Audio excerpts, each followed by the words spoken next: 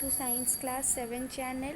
So today I am going to start the next part of teeth, that is milk teeth and permanent teeth. ये word से आप बहुत ही ज़्यादा means आपको पता है कि मिल्क टीथ क्या होता है, परमानेंट टीथ क्या होता है. आज हम आपको इसी के बारे में हम आपको पढ़ाने वाले हैं. तो जैसे कि आप जानते हैं कि हम आपको पिछले वीडियो में means there are 4 types of teeth, उसके बारे में हम डिटेल्स बताए थे, इंसिजर्स, कैनिन्स, प्रीमोलर और मोलर्स के बारे में. अभी हम लोग मिल्क टीथ और परमानेंट टीथ के बारे में जानेंगे. तो चलिए पहले देखते हैं क्या लिखा है यहाँ पर. In human beings teeth grow twice. हम लोग के जिस we all are human beings, so हम लोग का टीथ जो होता है, जिसको कि हिंदी में दांत बोलते हैं, वो ट्वाइस ग्रो करता है, 2 बार ग्रो करता है. 2 बार ग्रो करता है कैसे कि पहले जब हम लोग बहुत ही छोटे से बेबी हुए होते हैं तब टीथ छोटे छोटे ग्रो करते हैं, उसके बारे में हम लोग पढ़ेंगे. और जब हम लोग बड़े हो जाते हैं तब भी टीथ ग्रो करते हैं, उसको भी पढ़ेंगे. इसलिए यहाँ पर बोला है कि टीथ ग्रो ट्वाइस, टीथ 2 बार उगता है. The sets of teeth that grow during infancy when one is a small baby are called milk teeth. ऐसा सेट, वेट जस्ट हम clearing this, yes. The set of teeth that grow during infancy, एक ऐसा sets of teeth जो कि हम लोग बहुत infancy में ग्रो करते हैं. इन्फेंसी का मीनिंग है when one is a small baby. जब हम लोग बहुत छोटी से बेबी हुए करते थे तब जो हम लोग का टीथ ग्रो करता था उसको हम लोग यहाँ पर मिल्क होगा, ये मिल्क टीथ कहलाता है. ठीक है, उसको हम लोग मिल्क टीथ बोलते हैं, जो कि हम लोग का इन्फेंसी में ग्रो किया हो. जो जब हम लोग बहुत छोटे थे तब अगर ये ग्रो किया है उसको हम लोग मिल्क टीथ कहते हैं. मिल्क टीथ समझ में आया. फिर देखते हैं, these are also called temporary teeth. ये जो मिल्क टीथ है, मिल्क टीथ को हम लोग टेम्पररी टीथ भी बोलते हैं. ऐसा क्यों है कि मिल्क टीथ जो है, जैसे ही हम लोग बड़े होते हैं तो वो धीरे धीरे टूट जाता है और फिर न्यू टीथ उगना शुरू करते हैं, इसलिए इसको हम लोग टेम्पररी टीथ बोलते हैं.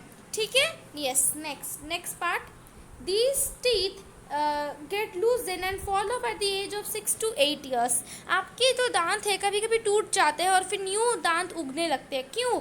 बिकॉज जो टीथ हम लोग का तो मीन्स टूट जा रहे हैं वो टीथ हम लोग का मिल्क टीथ था, फिर हम लोग का एक न्यू टीथ ग्रो कर रहा है. ठीक है, तो ये जो मिल्क टीथ है वो टेम्पररी टीथ लूज हो जाता है, मीन्स वो टूट जाता है. कौन से ईयर में? 6 to 8 years. 6 to 8 years के बीच में आपका जो मिल्क टीथ होता है वो टूटना स्टार्ट कर लेता है. ठीक है, नेक्स्ट पढ़ते हैं. व्हेन मिल्क टीथ, ये मिल है, ये मिल्क होगा. ठीक है, बार बार मिस्टेक किए हैं हम.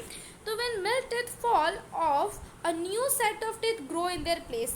तो जैसे ही मिल्क टीथ, जो हम लोग का मिल्क टीथ होता है, हम लोग बोलते हैं ना दूध दांत, है ना, तो उसको ही मिल्क टीथ बोलते हैं.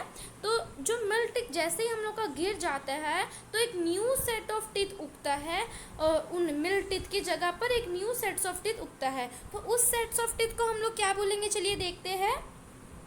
The second teeth of, wait just I am sharing you, yes, just a minute, yes. This second set of teeth is called permanent teeth. तो जैसे ही हम लोग का मिल्क टीथ गिर कर एक new set of teeth grow करता है, उस टीथ को हम लोग बोलते हैं परमानेंट टीथ. क्या बोलते हैं? Permanent teeth. क्यों ऐसा बोलते हैं? Because these remain till the old age. ये जो परमानेंट टीथ है ये पूरा हम लोग का ओल्ड एज, जब तक हम लोग ओल्ड नहीं हो जाते, जब तक हम लोग बूढ़े नहीं हो जाते हैं, तब तक हम लोग का ये परमानेंट टीथ रहता है. एक बात यहाँ पर ध्यान रखना है, but if this teeth fall down no new teeth arise on its place. अब आपको यहाँ पर एक बात ध्यान रखना है कि अगर हम लोग का जो परमानेंट टीथ है वो कभी भी गिर जाए, है ना, हम लोग का परमानेंट टीथ उग गया और फिर ऐसा कुछ हो गया कि वो टीथ गिरने के लिए मीन्स टूट गए, तो no new teeth arise on its place.